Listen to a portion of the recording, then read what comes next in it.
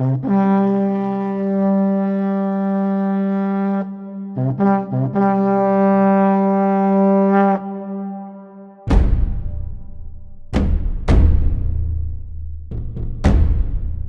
suis Hervé Carasso. Et je suis Agnès Muller. Exact. Là, on est sur Happy TV et aussi, s'il vous plaît, sur francebleu.fr. Audrey de la Terre, diététicienne nutritionniste et formatrice en diététique et nutrition. Je suis Philippe Montet. Et n'oubliez pas, chaque semaine, nous sommes ensemble sur Happy TV et sur France Bleu Héros.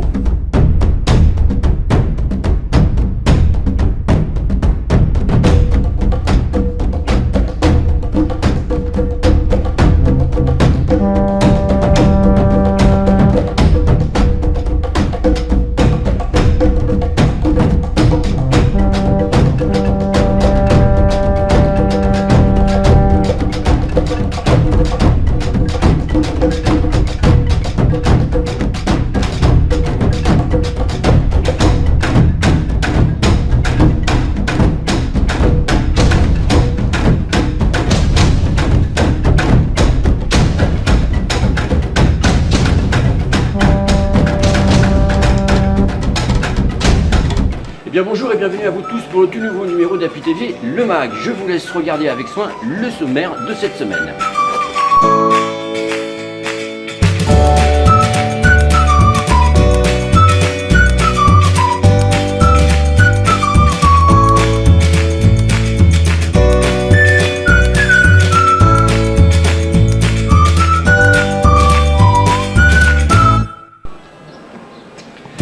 Partons maintenant. Direction Montpellier pour l'interview. On va rejoindre Brigitte qui a interviewé Marc Jolivet, entre autres.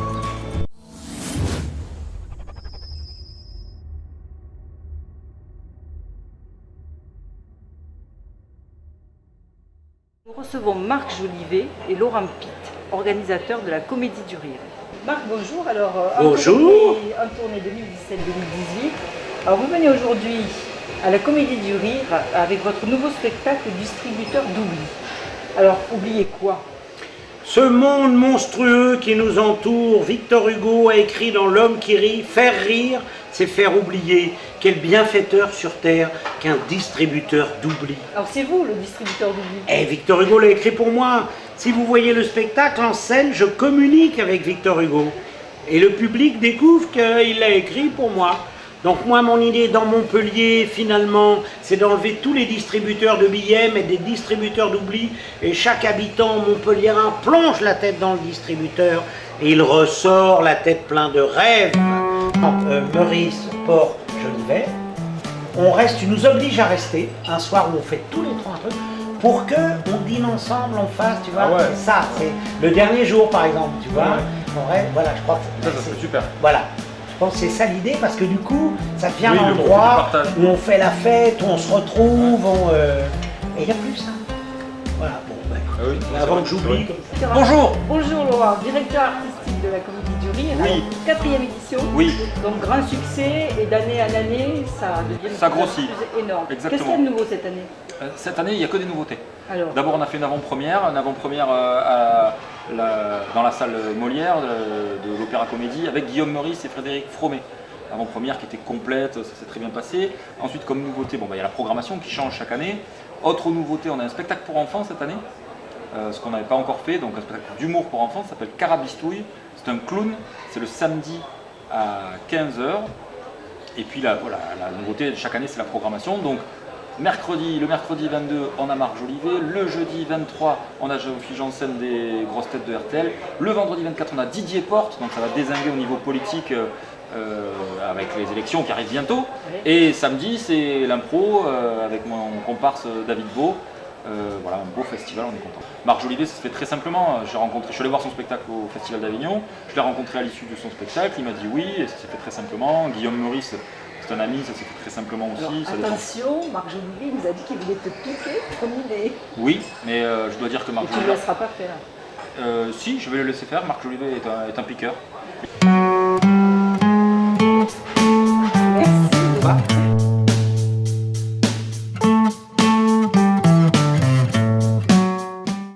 Le regard de France Bleu, cette semaine, nous allons retrouver Philippe Montet qui va vous faire visiter Fontès. Allons-y.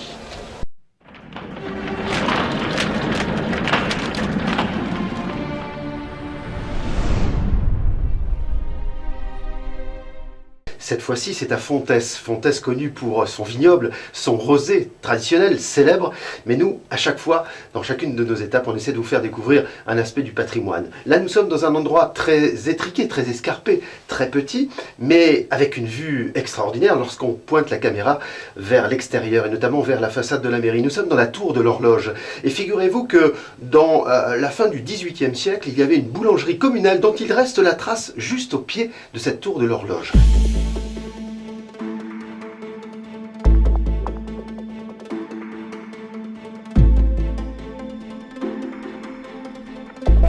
Et ici, vous aviez l'ancienne église avec une chapelle qui était là.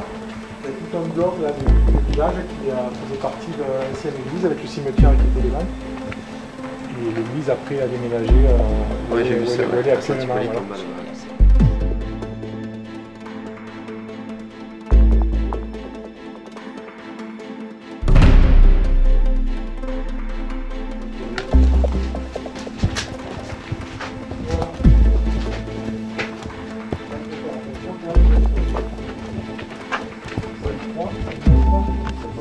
Parce que là, vous êtes effectivement dans un endroit peu de gens. On n'a pas vraiment de perspective. Ouais. On est au cœur du clocher. Si, peut-être la façade. Voilà. Je vais faire je vais t'aider.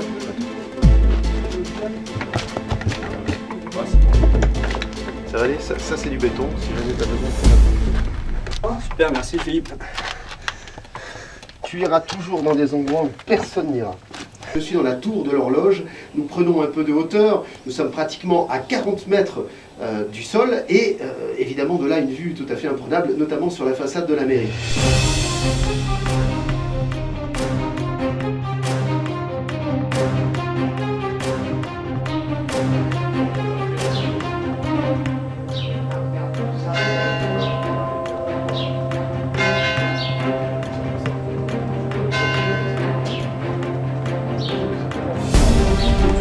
Donc là, c'est quand les Cathares étaient ici et qu'Abrigard il y avait une garnison, ils ont attaqué, ils ont fait une brèche dans les remparts. Et donc, c'est pour ça que c'est appelé la rue de la Drèche. Tout simplement.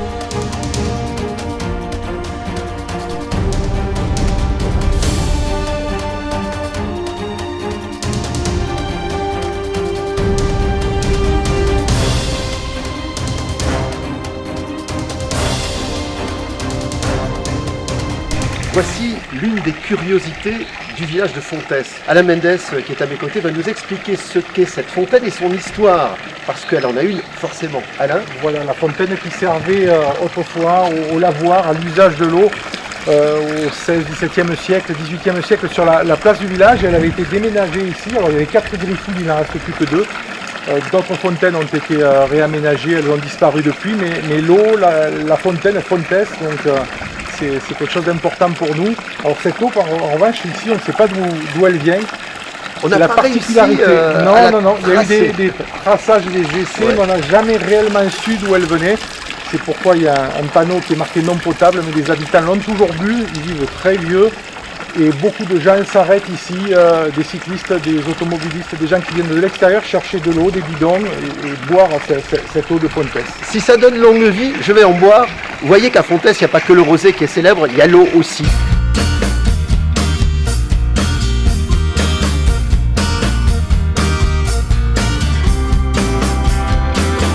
Joli village de 1001 habitants précisément, et ce n'est pas Olivier Brun, le maire de la commune, qui va me contredire. 1001 habitants, c'est original, monsieur le maire. Et oui, parce que finalement, ça fait quelques années qu'on se disait on va bientôt être 1000 habitants.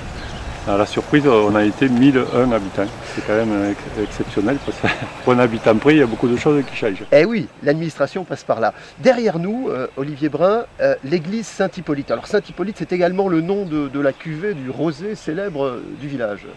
Mais avant tout, c'est une église. Avant tout, c'est une église. C'est une église du début du XIVe siècle. C'est le monument incontournable du village, puisque c'est vrai qu'il a toujours été isolé.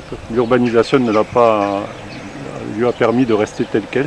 Et c'est vrai que de face, on a un monument qui est assez exceptionnel, avec une illumination qui est assez réussie le soir, parce qu'on a réussi à faire des zones d'ombre lumières qui sont vraiment exceptionnelles. Parce que je me rappelle qu'il y avait un sous-préfet qui envoyait énormément de monde voir l'église le soir illuminée.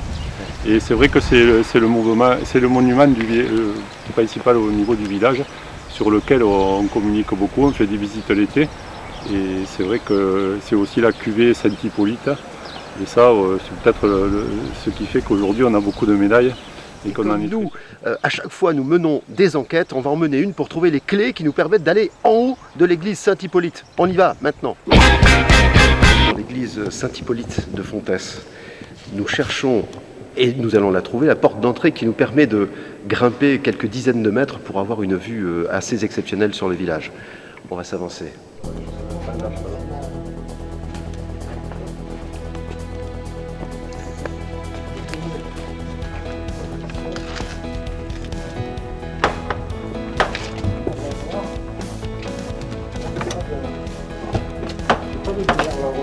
J'ai pas pris de l'ampleur. Hop.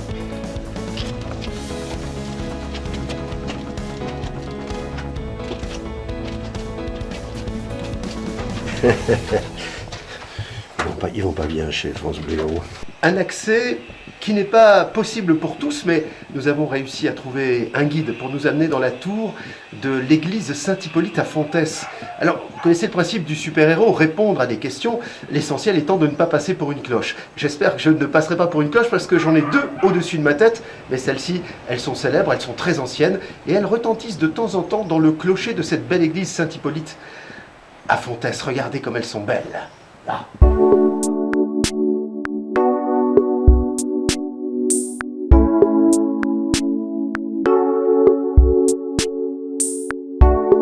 Opinel en main, c'est un opinel ça, je crois le reconnaître. Hein. Voilà. Ça c'est quoi exactement? Ça c'est le tragopogon. Non scientifique? Non scientifique tragopogon qui fait une fleur magnifique en étoile et d'une couleur rose-violet qui est de toute beauté. Alors le monsieur qui est à côté de nous et qui connaît si bien la nature, on le surnomme le druide. Alors aujourd'hui il n'est pas seul, il est accompagné de cette charmante dame qui est en train avec vous de regarder ce qu'il y a autour de nous. Voilà. Vous expliquez tout simplement. Voilà, j'explique à cette dame les plantes. Ouais. Ce qui se mange, qui ne se mange pas, avec le nom scientifique, le vrai nom. Oui. Et alors l'outil indispensable c'est ça. Hein. Non, ça c'est parce que... C'est pas tellement pour s'aider à marcher, hein. C'est pour pointer toutes les... Non, ça c'est pour m'aider à me relever parce que je ne peux plus. Malgré qu'il connaisse toutes les plantes qui font du bien à la santé, il a comme tout le monde parfois mal au dos. Ah, ouais. Voilà. Merci à tous les deux, on vous laisse continuer à butiner. Alors là si vous voulez savoir, vous répondez à la question. Oui. Son vrai nom c'est le tragopogon, salsifis sauvage. J'ai apparenté ça à un poireau, moi. On a trouvé l'épicerie locale à Fontès. Merci à tous les deux. Merci. Et bonne promenade dans la nature de Fontès. Merci. On rencontre des gens incroyables dans le super-héros. Et ça va continuer. Cette plante, est-ce que vous savez ce que c'est ça? Est-ce que je peux sentir? Ouais, vous pouvez y aller. Alors si vous voulez sentir, je vais vous faire mieux que ça. Vous le sentirez encore mieux. Je le sens de là. Du cerfeuil? Pas du tout. Je sais pas ce que c'est alors. C'est l'herbe au bitume. Vous sentez pas le goudron? Oh si, c'est vrai en plus. Eh ben voilà. Ça sent le goudron. Allez-y. Allez-y. Son vrai nom, c'est l'herbe au bitume. Ça pue le goudron que vous mettez là sur les routes. Ouais, mais c'est pas avec ça qu'on va en consommer si c'est du goudron. Non, mais bon, par contre, ça n'est pas comestible. C'est vrai que ça sent le goudron. Putain, ça pue, oui. Si vous avez connu ces balançoires, alors nous sommes de la même génération. Vous vous souvenez peut-être de ce personnage que nous avons rencontré, qui s'appelle, on le surnomme le druide, mais en fait c'est quelqu'un qui bricole énormément, et il a construit, fabriqué des jeux anciens à partir d'objets récupérés, et regardez ce qu'il en a fait. Voilà, c'est exposé à la médiathèque, si vous voulez jeter un petit coup d'œil à l'occasion, quand vous passerez à Fontès. Fontès, capitale du rosé, faut-il le dire, le rosé Saint-Hippolyte, mais capitale du vin, parce qu'ici la vigne est au cœur de l'économie locale. Nous sommes dans le caveau de la cave coopérative La Fontaisole, et Jean-Luc qui est à mes côtés, vigneron bien entendu, va nous faire très rapidement l'historique du vignoble Fontaisole. Et oui, donc 1932, première vinification à la cave coopérative, essentiellement pour les vins blancs. Voilà. Pas de rosé à l'époque. Les gens se sont regroupés pour faire les vins blancs, parce que c'était plus compliqué, chacun chez soi, donc première vinification des vins blancs. Et on retrouve très rapidement des enveloppes où on note le rosé de Fontès dessus. On l'a daté à quelle époque? Après les années 50 et 60, on avait des courriers avec le rosé de Fontès. Et aujourd'hui, on est dans la mode du rosé. Il y a 20-25 ans en arrière, ce n'était pas le cas. Donc, on a un peu initié, je ne sais pas qu'on ait initié la mode, mais vous étiez un peu précurseur. On était précurseur en Languedoc au moins sur le fait de dire le rosé, c'est notre image ici de se faire du rosé. La confrérie, Jean-Luc, elle est née quand, elle? Alors, elle est relativement récente puisqu'elle a pris son essor en 2007. En 2007, une poignée de passionnés se sont dit pourquoi on n'essaierait pas de véhiculer, de revivre cette image des confréries. On voit un peu sur tous les produits, mais essentiellement sur le vin. Pardon Jean-Luc, nous entrons dans le tunnel sous le rosé. Exceptionnel, il n'y a qu'à Fontès qu'on le trouve. On descend avec Jean-Luc qui nous explique ce qu'on fait ici. On a récupéré effectivement des coopératives. Des barriques, capacité de chacune d'entre elles? Alors, 220 litres. Au fond, vous avez des plus grosses. 400 litres, 400 et 500 litres. Le vin qui s'y repose là, c'est celui de la récolte 2016? Alors, on a entonné la 2016 il y a très peu de temps. Donc ça, c'est la vocation, appellation Pézenas, dans la cuvée Latude. Pour ceux qui nous disent parfois que le rosé n'est pas un vin, qu'on sache que le travail des vignerons, il y est, qu'il n'est pas si simple que ça. Oui, voilà, vous savez ce qu'on va faire, on va le goûter avec beaucoup de modération, pas de problème.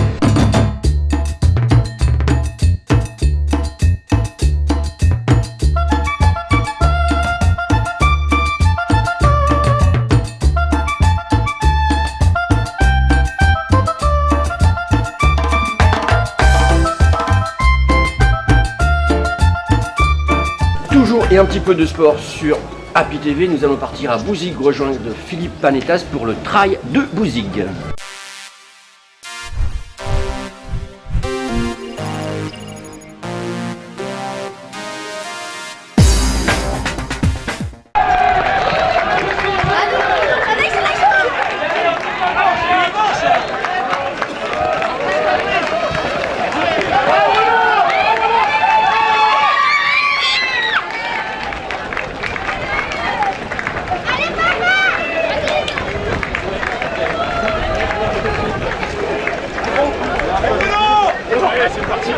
Alors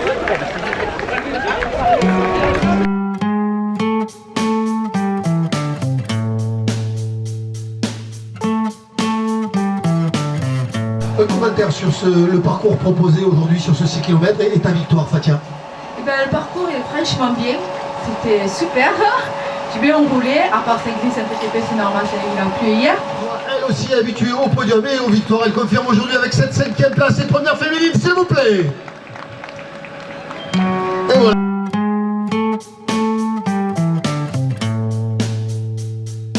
Gilaï, on te retrouve avec plaisir sur le podium, sur la plus haute marche du podium, avec un large sourire aux lèvres. Toi aussi, donc, tu as inscrit ton nom au palmarès de ce 6 km. Un commentaire sur ta victoire, sur la concurrence, sur le parcours proposé. Franchement, je suis prêt pour gagner la course. Le parcours est bien, super. Il y a un peu de vent. En même temps, j'ai fait la course tranquille parce que j'ai peur aussi jamais j'ai trompé, mais bien indiqué. Merci à tous, merci à l'organisateur. Franchement, il a pour la...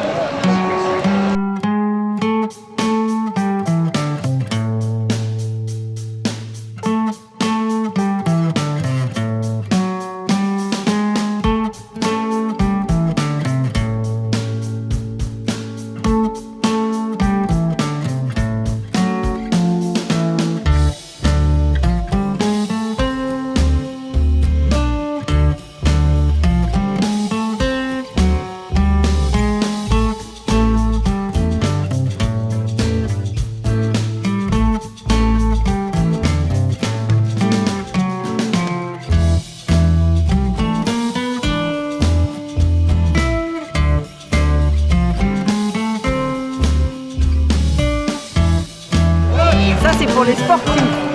Un commentaire pour ta belle victoire. A priori, il a fallu que tu t'emploies grave, entre guillemets, pour remporter la victoire aujourd'hui sur ce 12 km. Ouais, parce que pas du tout spécialiste du trail à la base. Et je laisse partir le groupe de tête en me disant que je vais faire 5 ou 4, voilà. Et après mon passage à vide au 6ème kilomètre, je vois que ça lâche devant, donc je me dis il y a un truc à faire, et puis après, on y va quoi. Donc pas spécialiste de trail, ce qui veut dire que tu es spécialiste de la piste, de la route, ou bien carrément d'une autre discipline sportive? Athlétisme à la base et triathlète depuis 1 an et demi. Ah voilà, tout s'explique. Donc on te retrouvera récemment sur un triathlon dans le sud?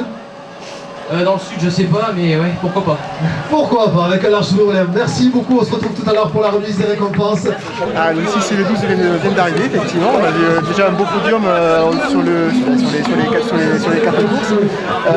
Ça se passe plutôt pas mal, effectivement. On a de la chance aujourd'hui, on a une météo qui est moins défavorable que ce qu'on a pensé. Hier, hein. Hier, effectivement. Hier, 48 heures de pluie. On était un petit peu inquiets. On s'est demandé quel temps réellement il allait faire, mais aujourd'hui on a finalement un bon petit soleil.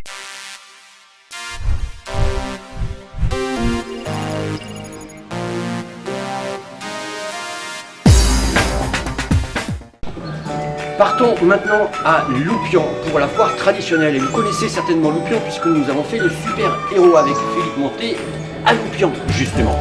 Partons maintenant direction la foire de Loupian. Mais hélas, à Saint-Jean comme ailleurs, un serment n'est qu'un leurre.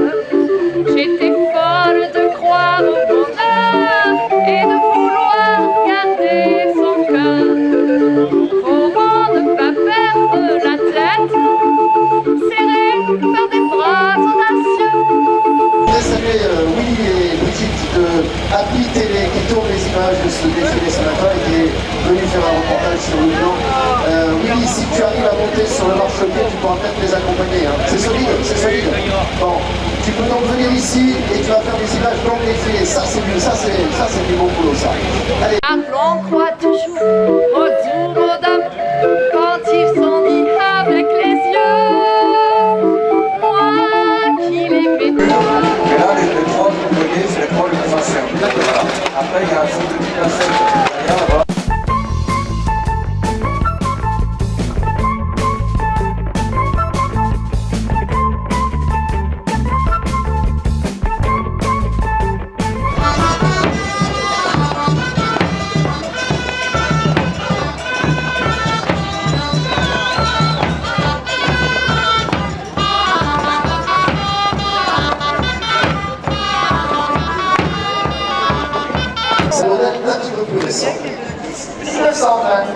Et le bébé à quel âge? Je pense qu'il est aussi à peu près 1920. Et ça conserve le passé présent. Hein. Regardez ça.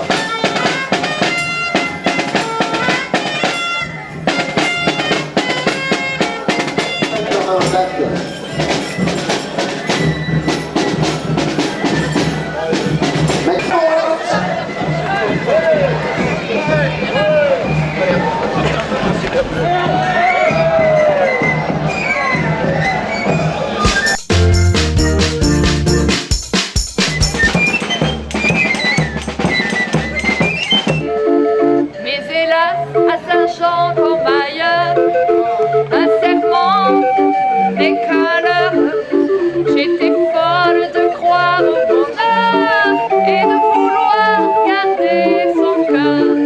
Cerise d'amour aux robes pareilles, tombant sous la feuille en gouttes de sang.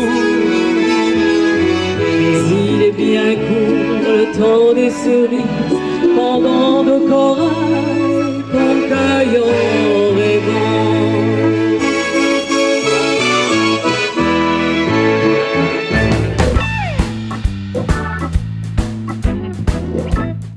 Et bien voilà, c'est fini pour cette semaine. Rendez-vous bien sûr la semaine prochaine pour de toutes nouvelles aventures sur Happy TV.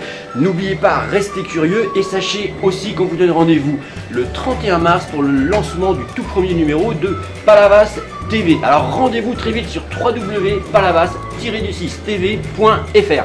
Salut!